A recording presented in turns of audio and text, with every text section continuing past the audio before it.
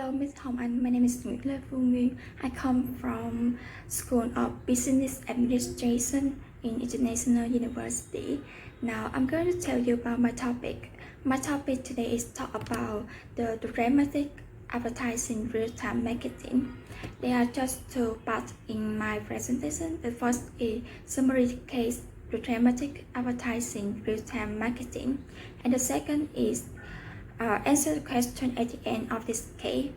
Now let's start with the first set of slides, summary the case.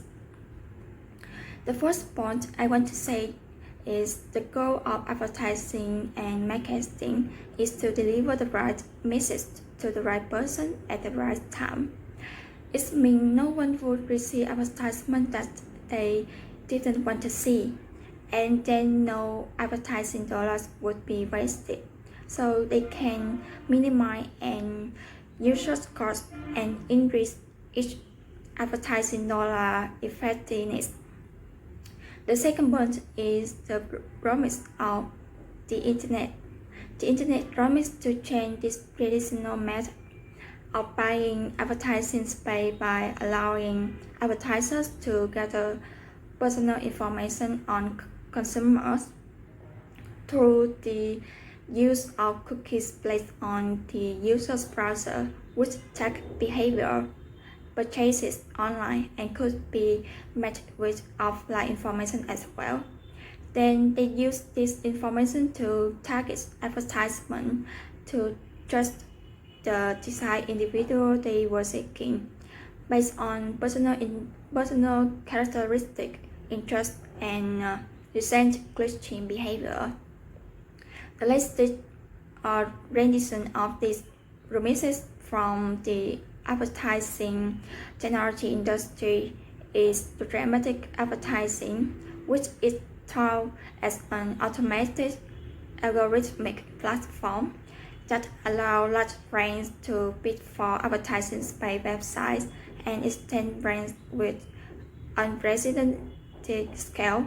But in fact, it has introduced many brands, and the advertising technology industry is reeling from advertiser criticism that the existing online advertising ecosystem is murky, opaque, not accountable, and in some cases fraudulent. Now I will show you the history of the internet advertising industry, how the internet advertising industry developed gradually. In the early 2000s, a firm with a website interested in advertising revenue, a publisher, would sell space on its site to other firms' advertisers, usually through an advertising agency or via a direct relationship. By 2005, advertising network emerged. This network allows advertisers to buy advertising space on thousands of participating sites in a single purchase and allows publishers to sell to advertisers more efficiently. This was very similar to the manner in which advertisement in cable TV was shown. By 2011, even larger advertising exchange emerged and began using automatic real-time bidding for advertising space.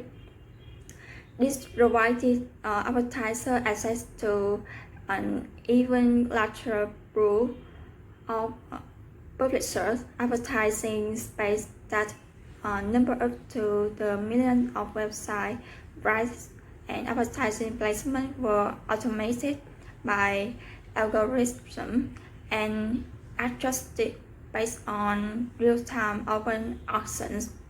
As the result, Google, Facebook, Twitter, and other developed their own variety automated bidding platform.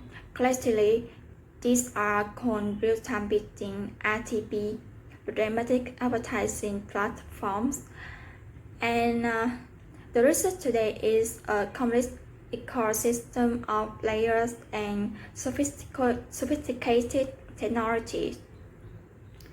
And the other important point I want to say is the programmatic advertising platforms. Scale has increased dramatically. The advertisement are chosen and generated based on the user's browser cookies history and information about the web page, so that advertising can supposedly target the right consumer. Use big data repositories that contain personal information on thousands to millions of online shoppers and consumers.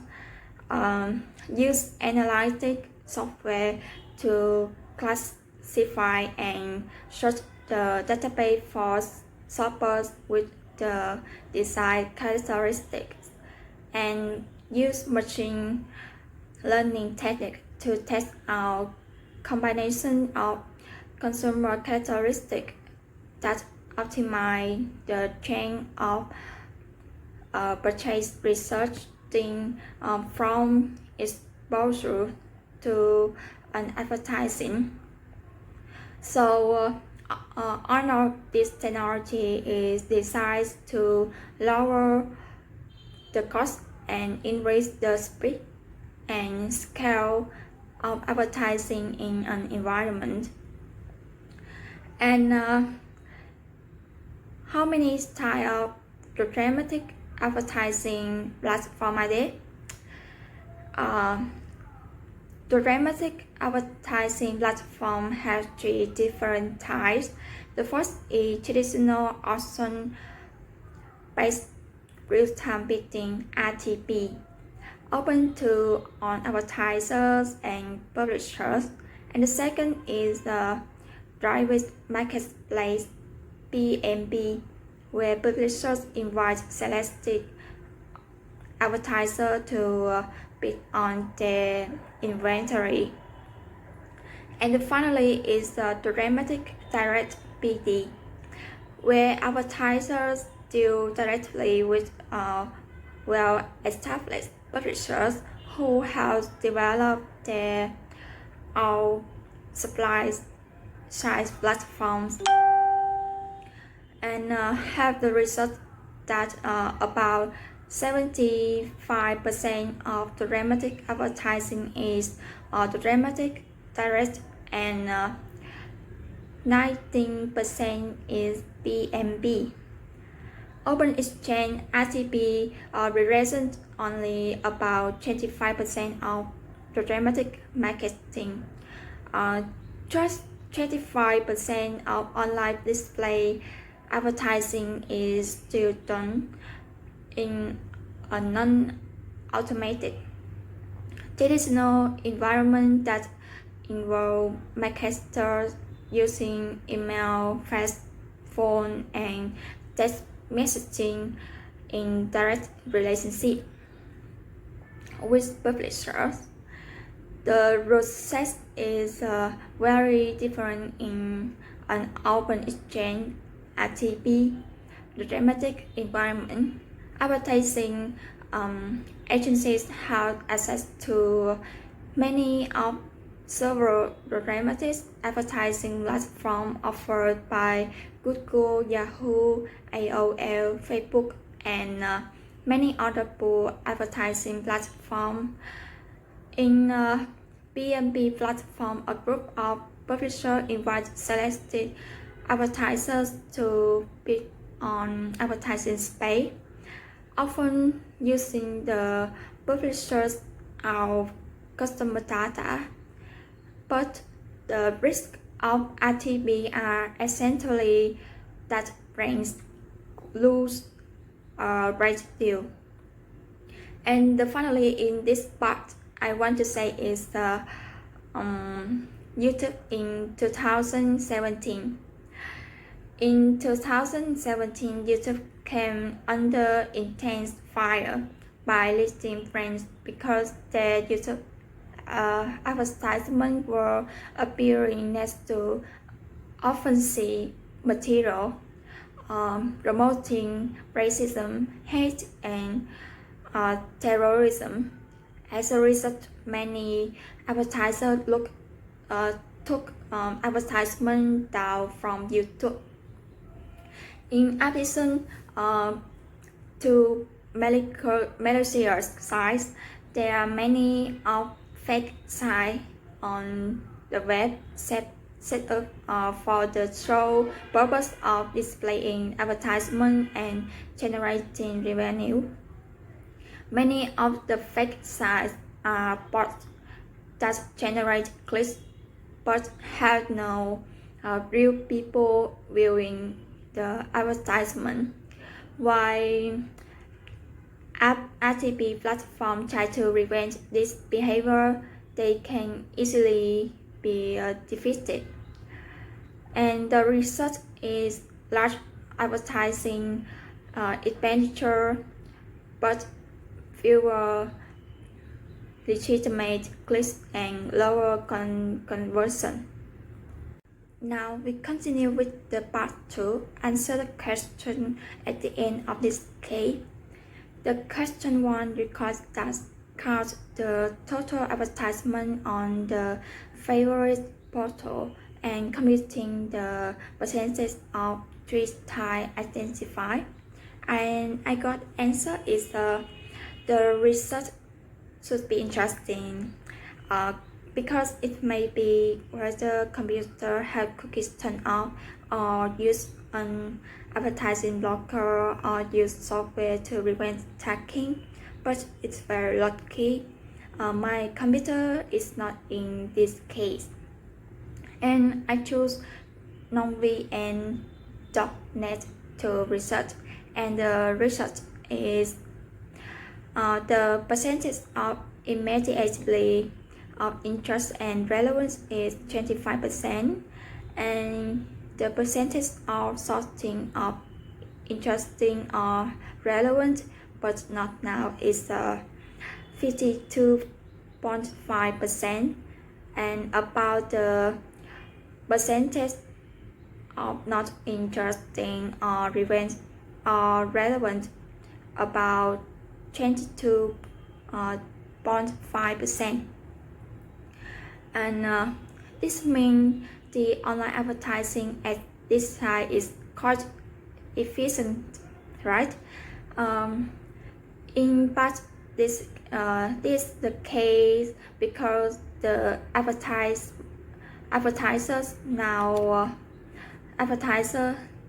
more about my individuals, and this is not the case at products or service sites where content advertising can be effective. And the second question is why profiles are relevant to online display advertising. The profiles are built by recording the behaviors of people online and inferring their interest, age, gender, characteristic, location, references, political and social attitude.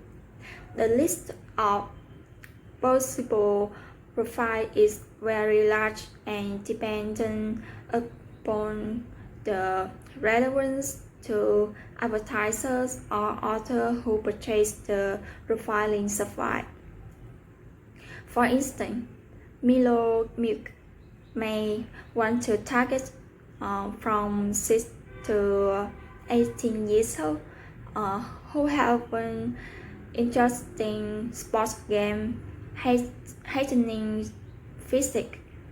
For online display advertisers, profiling is a way to approach the effectiveness of search engine advertising by displaying banner advertisements that are of interest to the consumer. And the next question is, how can display advertise advertisement actually search engine like research? And my answer is the search advertisement work so well because they capture the intention of people at every instant of research and can display advertisement relevant to those search instantly. Display advertisement can achieve similar results if they are based on behavioral profiles constructed from information such as what site users have visited and what products or services users have observed on various sites.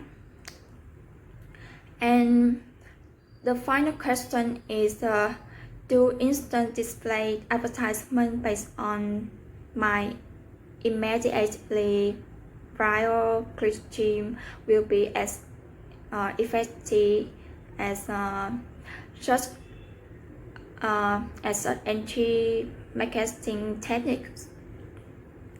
And my answer is yes and no. No, because for instance, just no because you visit a news site and then a sports site.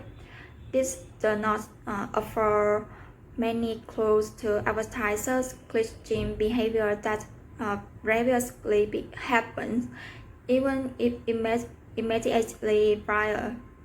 May not be such a good indicator of current interest. Long-term online behavior can establish patterns that could be more useful. And on the other hand, I say yes because if a person visited a car site such as Honda, stay a few minutes, then at the next site he or she visits, it might be useful to display an advertising for Honda cars and even follow that person around the web showing Honda cars wherever he or she goes. These techniques are so new and there is little empirical data on which to make a judgment. And so that's on my presentation. Thank you for listening.